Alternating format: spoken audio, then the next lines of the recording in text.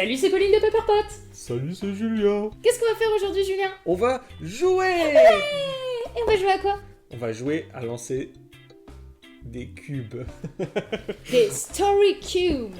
En fait, c'est la société Story Cubes qui nous a contactés pour faire un partenariat et en fait, ils nous envoient le jeu pour qu'on le teste. Et en plus, comme ça a l'air d'être un jeu assez cool sur le thème de Doctor Who et qui fait partie de la chaîne, c'est bien quoi. Donc on a décidé de dire oui. On s'est dit, on a dit banco. En fait, on n'y a jamais joué, mais on connaît le principe. Et c'est quoi le principe? On lance des dés et on raconte une histoire. Et là, en fait, ils lancent des nouveaux jeux qui utilisent des licences. Et donc, ils sortent entre autres la version Doctor Who, qui sort bientôt. On peut jouer à partir d'un joueur et à partir de 10 ans. D'accord, c'est à peu près l'âge mental qu'on a, ça va. À 1000 abonnés, on est en train de déjà faire des placements de produits, mais imagine... C'est partenariat. Imagine quand on aura 10 000 abonnés, on sera les questions comptes de Doctor Who. Ah, donc il y a toutes les faces. Ouais, on s'en fout, on va les inventer les faces. Putain, ils n'ont pas trop réussi, Tom Baker. Hein. Lancez les 9 Story Cubes. Débutez avec Il était une fois à travers. Il était une fois. Ah, faut le raconter avec un accent, c'est ça? Il était une fois. En solo, lancez les 9 dés et amusez-vous à créer vos propres histoires du Docteur, des bandes dessinées en 9 cases ou des scripts. Ça, c'est si vous êtes seul. Et que vous aimez les fanfictions. Mais c'est ouais. un générateur à fanfic. On va jouer comme on veut. On Ouais. s'en fout des règles. On fait ce qu'on veut, nous. On est comme ça chez Pepperpot. YOLO. Pepperpot, raconte-nous une histoire. Pepperpot, raconte-nous 2 histoires. Ça aurait été Pepperpot. Pepperpot. On va commencer par faire chacun une histoire. Donc avec 3D, plus 3D, plus 3D. Bon allez, je commence. Ça doit être la reine Elisabeth. Ça doit être du minerai et un Dalek. Oh, c'est bien la reine Victoria. Ah, c'est la reine Victoria, autant. C'est la reine Victoria. Le Tardis voyage dans le Time Vortex et soudain s'arrête. La jeune compagne du docteur s'approche et regarde le radar et se met à crier « Grandfather ! On est sur Terre !» Avec l'accent du ch'ti. Et Pépé ! On est sur le terre. On est sur le terril. Le docteur arrive et regarde à travers le scanner. « C'est bien la Terre, my dear child. Suzanne et le docteur décident donc de sortir en se disant qu'ils vont peut-être pouvoir récolter un peu de minerai. Ils se rendent compte qu'ils ont atterri au beau milieu du Royaume-Uni à la fin du 19e siècle. La reine actuelle au Royaume-Uni, eh ben c'est la reine Victoria. N'est-ce pas? Non, ça c'est pas le même, ça c'est Jean-Marie Le Pen. Et le docteur dit donc, j'aimerais beaucoup rencontrer la reine Victoria, qu'en penses-tu? Donc je lis toutes les phrases du docteur par sinon on reconnaît pas que c'est le premier docteur. Et qu'est-ce qu'elle dit, Suzanne? Une ventouse s'approcha lentement de son visage pendant qu'elle continuait d'hurler « Grandfather! Une poivrière !» Vas-y. Zygon, tournevis sonique. Tournevis sonique, pourquoi j'ai pris le premier docteur, quoi? C'est que ça, un casque? C'est quoi? C'est un casque Un de policier là. Un casque de CRS, on va dire qu'il y a des CRS. Les cris de Suzanne ont ameuté les gardes, enfin les CRS Les stress de la reine. de la reine Victoria, qui arrive en disant « Mais qu'est-ce qui se passe ici ?» Le docteur dit soudain « Je vais m'occuper de l'affaire !» Et il dégaine son tournevis sonique. Waouh. Ceci est un anachronisme, Révélation. mais c'est pas grave. Vers le Dalek, qui explose. Mais c'était en fait un faux Dalek. C'était un Dalek en polystyrène. Et vous demanderez sûrement comment du polystyrène est arrivé au 19e siècle, à l'époque de la reine Victoria. Eh bien c'est très simple, c'est parce que les CRS de la reine n'étaient pas vraiment des CRS, c'était en fait des Zygons Waouh. qui étaient venus sur Terre pour piéger le docteur en l'attirant dans un piège, en lui faisant croire qu'il y avait des Daleks. 3ème G. Riverson. Une explosion et quelqu'un qui a une idée de génie ou qui s'est pris un coup sur la tête. Ou un zombie, non? Ou un zombie. Ah, ça Contrôle de l'esprit. Surgissent alors d'autres CRS qui eux sont des vrais humains mais dont l'esprit est contrôlé par les Zygons. Et les Zygons disent tuez-les. Alors forcément Suzanne répond ah parce que c'est Elle se barre Suzanne. en courant, bien sûr. Quand soudain une gigantesque explosion eut lieu juste devant ses yeux. Mais qu'est-ce que cela pouvait-il bien être? Eh bien c'était Riversong qui se retourne en lui disant hello sweetie, je vous connais? Et River qui répond c'est pas l'heure. Et River Et bah qu'est-ce qu'elle a? Eh bah elle a un pistolet. Alors qu'est-ce qu'elle fait? Bah elle tue le Zygon et elle dit au docteur casse-toi mon poulet. Et ils sont repartis pour de nouvelles aventures et c'était donc la première rencontre entre le premier docteur, les Zygons et River Song. Et son tournevis Sonic. Là, il y avait de l'histoire, là. Attention, il y avait des rebondissements et tout quoi. Quelle histoire vas-tu nous conter? J'ai Gallifrey, un vaisseau. Et Oh il là montre à là. gousser. Ça commence comme tous les épisodes de Doctor Who classiques. On voit un vaisseau spatial et on entre à l'intérieur. Et il va bientôt se cracher. Le docteur, lui, est dans son TARDIS. On dirait Pierre Bellemare qui est racontiniste. Le docteur, dans son TARDIS, coiffe ses beaux cheveux avant d'être attiré par une source mystérieuse qui l'emmène à Gallifrey. Le 11e docteur Bon, sur Gallifrey. Ouais. T'as eu Elle le ne droit. voit plus. T'as eu le droit au premier docteur avec un tournevis Sonic et des Zygons.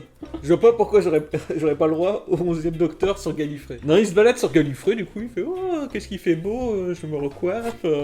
Et il tombe sur une mystérieuse montre à gousset. Faites que je tombe sur le master, faites que je tombe sur le master. Oui. J'ai le master, un ange pleureur.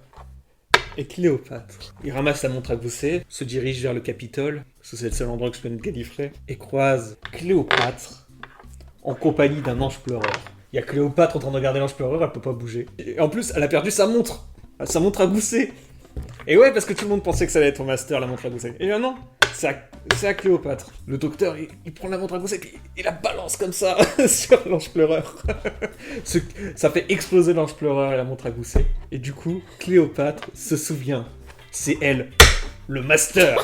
Tu t'y attendais pas, ce retournement de situation? K9... Mais qu'est-ce qu'il va venir foutre là, K9? Une épée dans un rocher. Et une bouche d'aération. Ni une ni deux, le master s'empare d'une épée qui se trouvait dans le sol. Et c'est là que K9 arrive. Affirmative, master. Matt Smith fait hé, chien, t'as qu'à tirer sur le master. Chien. Ouais, chien. Il se tient dessus, il fait ah. Il voit une bouche d'aération, il court et saute dans la bouche d'aération. Fin de la partie 1. Quelle histoire était la mieux déjà? Celle de Pauline. T'as viré ton vaisseau spatial, mais... Je sais pas où il est passé dans l'histoire. Donc ce qu'on va faire, c'est qu'on va chacun lancer un dé, commencer l'histoire, elle continue, et on continue comme ça jusqu'à la fin. Le docteur réfléchit à sa prochaine destination. River est à ses côtés et décide de regarder dans son journal à quel endroit elle aimerait retourner pour vivre des aventures avec son amoureux. Il se trouve que le meilleur endroit où passer des bonnes fêtes, c'est près d'une bonne guillotine des familles. Allons en 1791, en France. Oh là là, qu'ils sont impatients. Ils s'en vont main dans la main. Oh docteur, c'est tellement romantique de voir des têtes coupées. Ouais. C'est ce que je préfère. C'est docteur Beauf. Tu sais, c'est le 13e docteur, il sera un peu bof. Il arrive donc devant le bourreau, qui est là, prêt à couper des têtes, comme d'habitude. Tu dis, oh, j'aimerais bien couper des têtes. Et là, il y a le docteur River qui arrive, et du coup, il fait, oh, enfin, des têtes à couper. Et là, le docteur fait, il monte son papier psychique en disant, eh, regarde ça, gros. Et là, le bourreau fait, wow, c'est le chef des bourreaux, Bourreauman.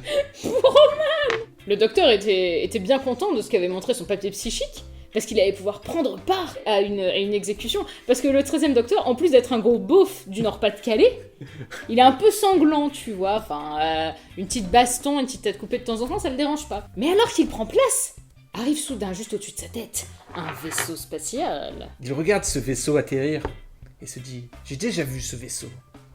Serait-ce dans une base arctique? Mais oui, réalisa-t-il soudain, c'est un vaisseau des Ice Warriors.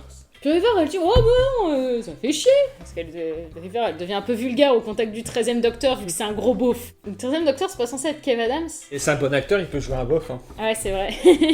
Tu sais quoi?